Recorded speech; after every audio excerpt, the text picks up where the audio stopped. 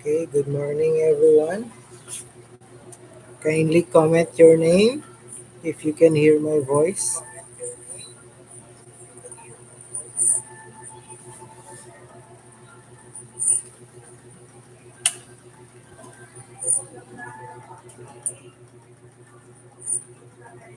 Okay, so Miss Rowa, Miss Abuk, and Miss Salahid, good morning. Can you hear my voice? So we will start in about 1 minute.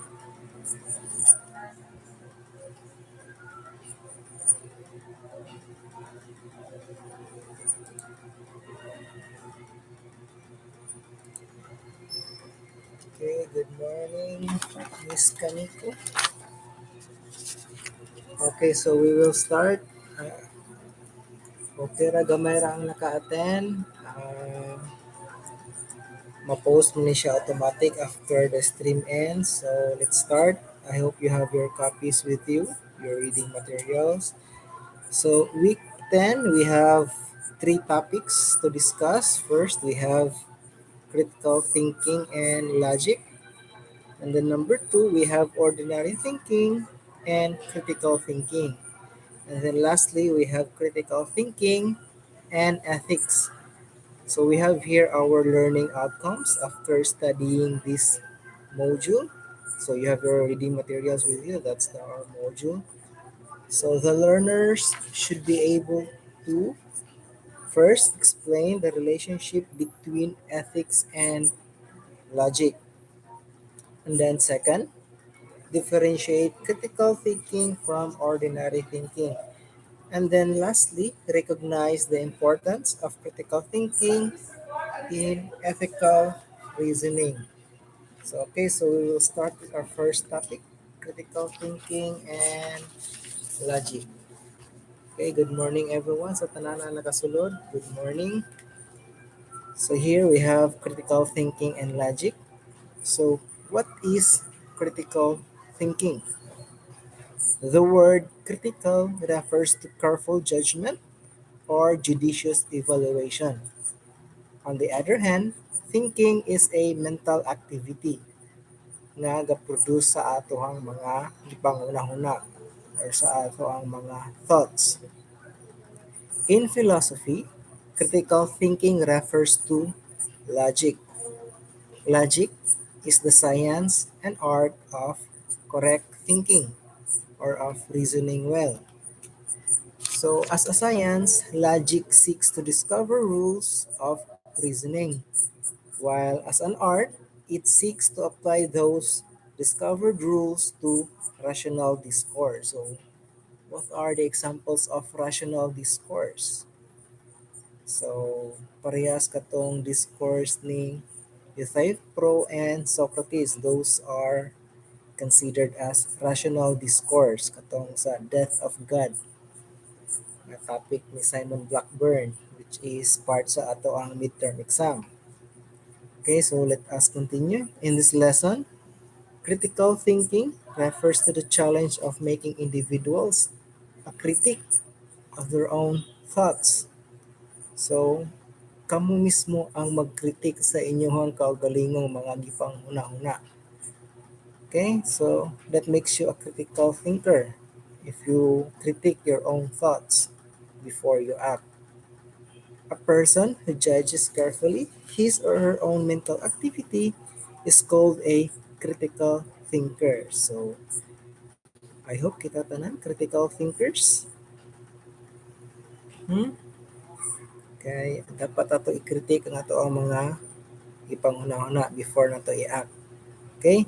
So critical thinkers uses logic as a tool to provide better understanding of the close connection between thinking and acting. So that is theory and practice. We must think first before we act. Okay? So let us proceed to topic number two, ordinary and critical thinking. So what is the difference between ordinary and critical thinking.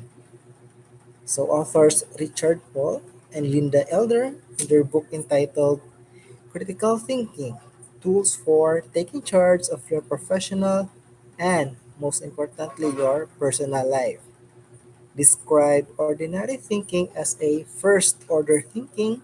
So, this kind of thinking makes people aware of a particular object of thought.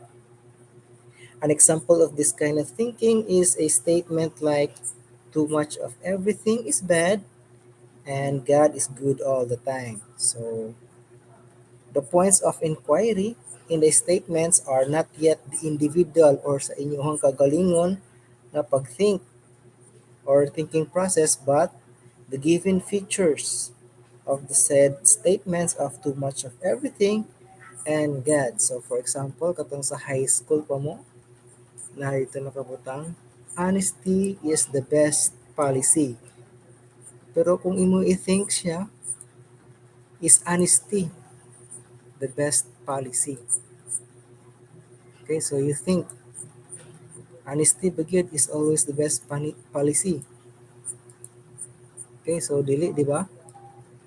Mukha nahuna mo, i-critique ninyo ka na siya nga thought, so dili siya all the time uh, ang best policy. Okay, so let us continue. Another example of this first order thinking is when one thinks of what to do after eating or what to answer if your instructor or professor asks you a question during recitation or oral recitation. Okay? So, unsa makain yung gipamahaw ganina? Or after eating din. Unsa yung gibuhat after eating? So, muna siya example nga gihatag dire. So, in short, when one simply thinks of what he or she is thinking, is a kind of thinking that belongs to the first order thinking. So, ang paghunahuna na to ani dili pa kayo lalong. Pero at least na ay mental activity nga nahitabo. Pero first order lang. So shallow pa kay siya. However, when an individual thinks about how he or she is thinking, then that individual is ready to engage the second order thinking or katong much mas deeper na level of thinking. Okay? To think about the how is to engage in first reflection, second assessment, and then lastly interpretation. So when you have reflection, assessment, and interpretation, so mas deeper ang level of thinking. Okay, so muna siyang gitawag na second order thinking. Otherwise, we can refer to it as critical thinking. So ang katong first order, thinking lang siya. While ang second order thinking, muna siya ang critical thinking. Okay, which have the katong mag-engage na ka sa reflection, mag-engage na ka sa assessment, and then lastly katong kabulo na ka on saan pag-interpret kay na may interpretation. So it is not enough to simply state that too much of everything is bad or God is good all the time. An individual must be able to understand as well as the thought processes that lead to this conclusion. Okay, again, an individual must be able to understand as well as the thought processes that lead to this conclusion. So, itong mga yan nga God is good all the time and too much of everything is bad. So, dapat makabalo mo sa mga thought processes nga nangitabuan na before ta naka-arrive sa anang conclusion na too much of everything is bad and then God is good all the time. Then thinking critically enables an individual to see the different aspects of a given situation and how interconnected those aspects are to each other. Okay? So again, kung summarize na to ng topic, we have first order thinking and then the second order thinking. Ang first order, ni-refer na siya sa thinking lang.